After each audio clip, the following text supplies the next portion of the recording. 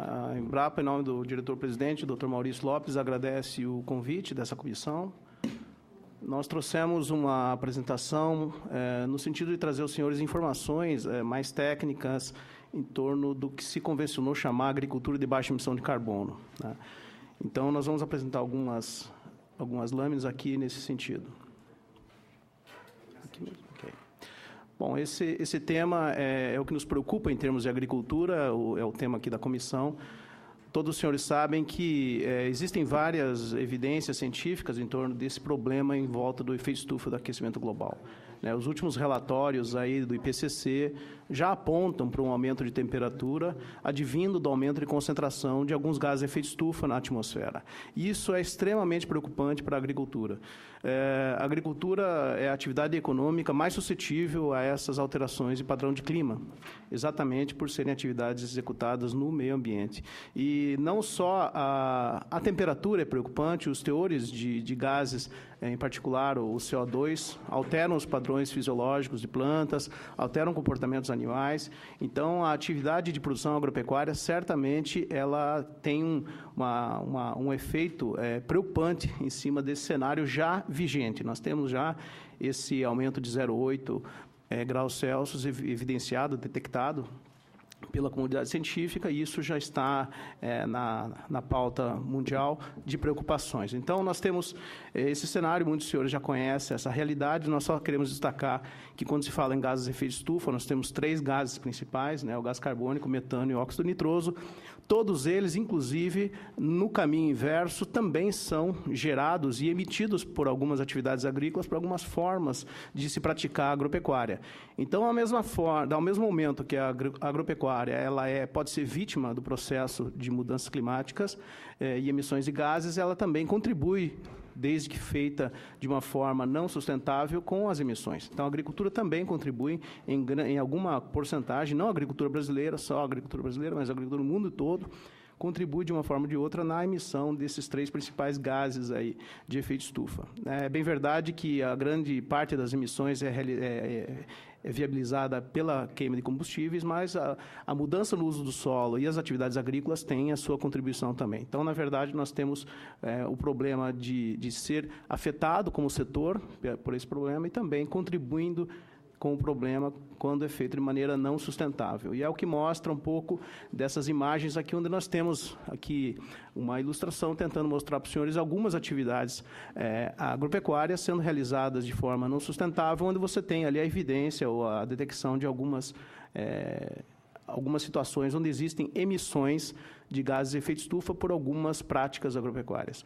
Bom, na verdade, muito se tem também de informação sobre atividades que promovem a perda de carbono do solo. Na verdade, a dinâmica de carbono na natureza ela é muito delicada, ela é muito sensível a alterações diversas. As alterações no manejo do solo, por exemplo, promovem uma grande interferência aqui nos teores de carbono. Por exemplo, aqui os senhores veem, em vários tempos de cultivo, com preparo do solo, em várias regiões do mundo, você tem perdas anuais significativas de carbono do solo, carbono que já estava estocado na matéria orgânica do solo. E no ambiente tropical, isso é muito mais impactante. Então, os dados mostram que práticas inadequadas, práticas insustentáveis de produção agropecuária induzem a maior emissão de gases de efeito estufa.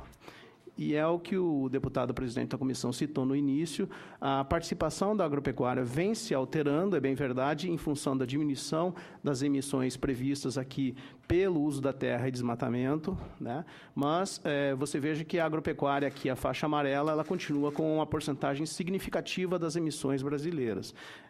A tendência aqui das emissões pelo desmatamento e queimadas é de diminuição, porém, a da agropecuária mantém-se estável com alguma inclinação de aumento. Essa é uma realidade posta nos últimos relatórios do Ministério do Meio Ambiente, todos já devem ter conhecimento desse padrão de emissões da agropecuária. Quando se fala em agropecuária, nós temos 2 alternativas para convivência com essa questão de mudanças climáticas advindas de efeito estufa e de aquecimento global. Algumas opções tecnológicas são chamadas de mitigação, outras opções tecnológicas são denominadas de adaptação. Quando se fala em mitigação, nós temos redução de emissões, ou a possibilidade de redução de emissões, bem como a tentativa de redução dos seus efeitos, ou seja, é minimizar os efeitos, é tentar atenuar efeitos das emissões de gases de efeito estufa. Isso é feito normalmente por estímulo ao sequestro de carbono, ou seja, a fixação do carbono atmosférico por meio da vegetação e da biomassa e do carbono dos solos. E isso é realizado, o Dr. Zé Guilherme abordou rapidamente, é realizado por meio de práticas sustentáveis de produção. Então, isso chama-se mitigação. Do outro lado, nós temos adaptação, que é, na verdade, a tentativa de algumas tecnologias minimizarem as vulnerabilidades de comunidades e aumentarem a resiliência, ou seja, a capacidade dos sistemas produtivos sofrerem menos com os impactos, com os estresses advindo de concentração de gases e advindos de aumento de temperatura. E, para isso, é possível adaptar plantas, adaptar animais ao calor e à concentração de gases e também sistemas produtivos. Isso é feito, portanto, por meio de várias opções tecnológicas, tanto mitigação como a adaptação. E aí nós temos, portanto, essa expressão que surgiu com o plano ABC, né, com a movimentação do Brasil na COP15 de colocar um compromisso e dentro desse compromisso colocar alguma nuance da agricultura, uma participação da agricultura, surgiu inicialmente a expressão era agricultura de baixo carbono. Na verdade, durante a discussão do plano ABC, a Embrapa e outras instituições insistiram que não era agricultura de baixo carbono, sim agricultura de baixa emissão de carbono. A agricultura tem que ter muito carbono. A agricultura com carbono é a agricultura desejável. O que se deseja é a baixa emissão, é reduzir as emissões. Então, nós emprestamos essa expressão aqui do low carbon em inglês, mas, na verdade, adaptamos em seguida para a baixa emissão. E o que significa a baixa emissão de carbono? Na verdade, é a tentativa de usar tecnologias agropecuárias que promovam menores emissões. Nunca existe emissão zero. Em atividade humana nenhuma existe emissão zero de gases de efeito estufa. Toda atividade econômica que movimenta alguma forma a biomassa ou alguma atividade econômica que usa alguma forma de energia, ela tem alguma forma de emissão. Mas alguns sistemas de produção, eles são conhecidamente de menores emissões comparativamente com alguns sistemas padrão de produção agrícola. E, além disso, esses sistemas também promovem a remoção ou sequestro de carbono. São conhecidamente sistemas que têm a capacidade grande de absorver carbono do ar, naturalmente pelo processo de fotossíntese, transformando esse carbono em carbono de biomassa e carbono de solo. Tá? E isso é o que se chama de sequestro de carbono, ou seja, um gás que é de efeito estufa e está causando aprisionamento de calor na atmosfera é transformado agora em biomassa e, em seguida, em carbono do solo, inclusive aumentando a qualidade do solo, química, física e biológica, que é o papel da matéria orgânica do solo, do carbono orgânico do solo. Bom, então, nesse sentido, nós temos também, como o Dr. Zé Guilherme citou, a missão de transferir tecnologias e impulsionar esses sistemas, e que eles, justamente por terem essa qualidade de fixarem carbono, são mais produtivos, são mais sustentáveis, ainda produzindo alimento com preservação do meio ambiente. Então, a missão é essa abordagem mútua. E, na prática, essas tecnologias, elas são tecnologias conhecidas de mitigação, porém também, de uma forma ou de outra, induzem a adaptação de sistemas produtivos. Então, de uma forma ou de outra, é mitigação e também adaptação. Rapidamente, eu vou falar aqui o que seria esse estoque de carbono, como é que é feito esse sequestro. Na verdade, o processo fotossintético capta essa molécula de CO2 que existe na atmosfera em uma quantidade pequena, mas que vem crescendo muito com as emissões humanas, né, das indústrias, dos combustíveis, etc., da agricultura. E esse gás carbônico ele é fixado pela atmosfera e isso faz com que existam as plantas. As plantas produzem pelo processo da fotossíntese, que é a mistura desse gás com água, formando a biomassa e liberando o oxigênio. Isso é conhecido. E, na verdade, essa dinâmica do carbono ocorre após a decomposição desse material vivo, surge alguma parte de emissões, mas surge também esse carbono que fica, durante essa passagem, fica uma quantidade retida no solo, que a gente chama de carbono do solo. Então, o que se deseja é aumentar esse fluxo de carbono por meio do sequestro de carbono, aumentando este estoque e diminuindo este caminho aqui das emissões de retorno dos gases. E isso é o que se chama de estoque do carbono no solo. E, na verdade, esse carbono no solo ele pode ser estocado ou armazenado no solo durante essa passagem aqui, durante a decomposição dos materiais vegetais, influenciado por vários fatores, de clima, de manejo, uma série de coisas. E, na verdade, quanto mais sustentável as tecnologias são, mais elas promovem este estoque de carbono. Também o Dr. Zé Guilherme já abordou, nós temos um conjunto de tecnologias que foram colocadas à mesa na COP15 como parte dos compromissos voluntários que o Brasil assumiu e que contribuem, que dão uma contribuição ao compromisso geral, e são essas as tecnologias que foram colocadas à mesa. Na verdade, 4 delas foram colocadas naquela época e foram ampliadas, 2 delas, que é floresta plantada e tratamento de dejetos, durante a elaboração do Plano ABC, a Agricultura de Baixa Emissão de Carbono. Então, essas são as tecnologias. Aqui está a contribuição dessas tecnologias de uma forma muito subestimada, foi só para ter um compromisso. Esses números foram colocados como uma estimativa bem genérica da contribuição dessas tecnologias. Então, como que essas tecnologias promovem essa mitigação ou essa redução de emissões? No caso das florestas plantadas, você tem várias formas de recuperar a pastagem. O que as pastagens têm de característica diferenciada das demais plantas? Elas têm um volume de biomassa de parte aérea imenso, muito grande, e um volume de raízes também muito grande. E essa biomassa toda, ela é feita com muito carbono, certo? Então, a captação de carbono pelas pastagens que são recuperadas é muito maior do que pastagens que estão degradadas. Na verdade, este ambiente de pastagem degradada é um ambiente emissor, muito mais emissor do que sequestrador, e esse ambiente aqui de pastagem recuperada é muito mais sequestrador de carbono do que emissor de carbono. E dessa forma, a gente tem alguns dados já que a Embrapa vem levantando com alguns parceiros, mostrando que nós temos uma equipe trabalhando em campo, fazendo...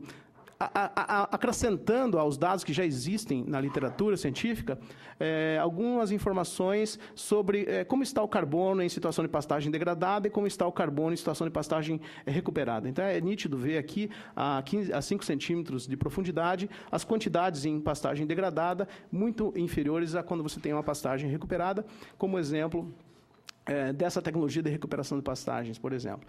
Aqui nós temos os sistemas de integração, que são denominados genericamente de ILPF, mas você tem várias formas de integração, você tem a integração lavoura-pecuária, e você tem outros sistemas de integração onde entra floresta também no sistema.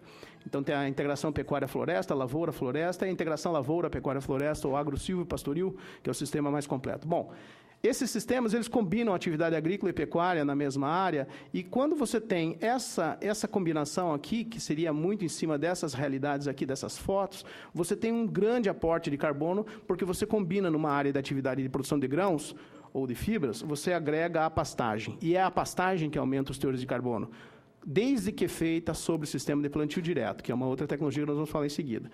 E essas outras formas de integração, que você tem sistemas mistos, onde entra a floresta, aumenta ainda muito mais o potencial, porque as árvores têm, coincidentemente, também um grande aporte de estoque de carbono na biomassa de parte aérea. Então, na verdade, esses sistemas de integração têm um grande potencial de contribuir ainda mais para a mitigação de emissão de gases. Aqui é um dado já de alguns anos, levantado aqui na nossa unidade da Embrapa Cerrados, onde na linha de cá você tem sistema contínuo de lavoura, e na linha de cá você tem aqui os teores de matéria orgânica subindo quando você tem pastagem após lavoura. E aqui você tem lavoura contínua, veja que os teores de carbono caem. Quando você coloca pastagem, o teor de carbono do solo sobe. Então, na verdade, já se sabe o papel das pastagens nesse processo. Aqui é um outro experimento que nós temos lá de integração lavoura-pecuária na Embrapa, mostrando que sempre quando você tem lavoura... Um minuto. Eu posso ter uma... Pois não. Mais rapidinho, vou acelerar aqui. Não, você está bem. Ok. Quando nós temos só lavoura, você tem os teores de carbono bem menores quando você tem pastagem consorciada com lavouras e pastagem solteira. Então, os teores de carbono são conhecidamente superiores quando você tem essa integração com pastagens. E essa é a ideia das sistemas de integração lavoura-pecuária. E é como eu falei, quando você tem ainda o potencial maior, quando você tem árvores, existe essa fixação aqui na pastagem e essa fixação na biomassa florestal, que, inclusive, compensam parte dessas emissões de metano, por exemplo, da criação bovina, que é natural da criação bovina ter emissões de metano. Então, existe um equilíbrio, um balanço positivo, porque se sequestra muito mais do que se emite. Essa é a ideia dessas tecnologias de baixa emissão de carbono. Aqui mais uma unidade de pesquisa, lá na Embrapa Gado de Corte, em Campo Grande, onde os colegas da Embrapa estão levantando outras informações. Por exemplo, nesses sistemas de integração lavoura-pecuária-floresta, existe a possibilidade de que, com menos de um pouco mais de 1 ano e meio, aqui, em torno de 16 meses, você tem um sistema com poucas árvores, aqui nesse sistema silvopastoril, você tem a possibilidade de mitigar as emissões, por exemplo, de até 3 unidades animal, de 3 cabeças de gado. Então, o que esses gado emitem em termos de metano é compensado por um número pequeno de árvores com 16 meses, somente 16 meses. Então, você veja o potencial que existe na compensação e nos equilíbrios de balanço de emissões que existem com as nossas tecnologias, naturalmente isso no ambiente tropical. Não é em todos os locais que a gente verifica tamanho e potencial, justamente porque o ambiente tropical tem essas propriedades. Aqui, rapidamente, no sistema plantio direto, que é uma das outras tecnologias listadas como tecnologias ABC, o plantio direto ele é baseado nos princípios da agricultura conservacionista, ou seja, palhada na superfície, eliminação das operações de preparo do solo e rotação de culturas. Então, aqui nós temos imagens de plantio direto, para quem nunca viu ou não conhece, em várias regiões do país, onde você tem a colheita e, logo após a colheita, o plantio diretamente sobre os resíduos da cultura anterior. Essa palhada aqui, ela vai se decompor e vai transformar esse carbono em carbono do solo. Então, por meio da fotossíntese, após a fotossíntese, esse carbono fica fixado no solo, melhorando a qualidade do solo e evitando que esse carbono volte para a atmosfera, causando mais aquecimento. Aqui só um dado mostrando o potencial do plantio direto em aumentar o carbono orgânico total até 17 centímetros, em comparação quando você prepara o solo com grade e arado, onde existe uma perda de carbono. Então, é bem nítido, vários. Isso aqui existe uma lista imensa de resultados científicos que mostra a mesma tendência. Esse trabalho é um trabalho interessante, foi feito nos Estados Unidos, que mostra uma área em cultivo por muitos anos, uma série histórica longa, que mostra o efeito na diminuição do carbono do solo, quando se usa preparo convencional do solo, e como recupera os teores de carbono quando passa a se adotar o plantio direto. São duas atividades diferentes, com 2 princípios diferentes, com 2 potenciais diferentes de emitir ou de sequestrar. Aqui mais resultados mostrando o potencial para a nossa realidade de Brasil, mostrando aqui 300 quilos por hectare ano, 480 quilos por hectare ano, por exemplo, quando se adota o plantio direto. Isso é capacidade de sequestrar carbono por hectare por ano. Então, se você pega isso aqui, 5, 10 anos de cultivo, você tem uma quantidade grande de carbono estocado. Quando você realiza o plantio direto e a integração lavoura-pecuária associada, esses números sobem para 600 quilos por hectare por ano, ou até perto de 3 toneladas de carbono puro por hectare por ano como taxa de acúmulo anual. Então, você veja um potencial imenso. Se você coloca o sistema com árvore, eu vou passar rapidamente essa animação aqui, quando você pega esse sistema com árvore, esses números sobem ainda mais. Em azul eu tenho os teores sequestrados, em vermelho os teores emitidos. Bom, mas isso é para mostrar que nós temos várias tecnologias, aqui já está mais ou menos na reta final, várias tecnologias que promovem a redução de emissões. Aqui temos a fixação biológica de nitrogênio, que ela atua muito em cima das emissões de óxido nitroso, uma vez você utilizando as bactérias que fazem a fixação biológica do solo. A nível de raiz, essa associação de bactérias com raízes pega o nitrogênio do ar e transforma ele em adubo. Então, esse é o papel da fixação biológica, e com isso você deixa de usar fertilizantes sintéticos, a ureia, adubos industrializados, que na sua fabricação tem um ciclo de vida, uma pegada de carbono muito pesada, muitas emissões. E você veja o benefício que a inoculação com bactérias gera quando você usa a fixação biológica de nitrogênio. Então, é uma outra tecnologia com outro gás envolvido, que é o óxido nitroso. Da mesma forma, florestas plantadas, nem se fala, isso é conhecidíssimo, carbono e madeira é quase que sinônimo, você tem um grande potencial de estoque de carbono, e da mesma forma, tratamento de dejetos, muito ligado aqui às emissões de metano, quando você usa biodigestor, transforma isso em energia elétrica e os resíduos em composto orgânico. Bom, Resumindo a minha apresentação e complementando um pouco com o que o Dr. José Guilherme citou, nós temos uma legislação já em torno desses compromissos. O Plano Setorial da Agricultura, o Plano ABC, já está em execução. Ele é focado nessas tecnologias que eu tentei rapidamente abordar com os senhores. Isso é viabilizado pela linha de crédito. Nós temos o apoio de Embrapa, das universidades, etc., como suporte técnico para transferência de tecnologia e assistência técnica no campo, e ainda os sistemas de monitoramento que temos que prestar conta disso em 2020. Obrigado e desculpe passar do tempo. Muito obrigado. Vamos ouvir a Embrapa agora, o Elvison.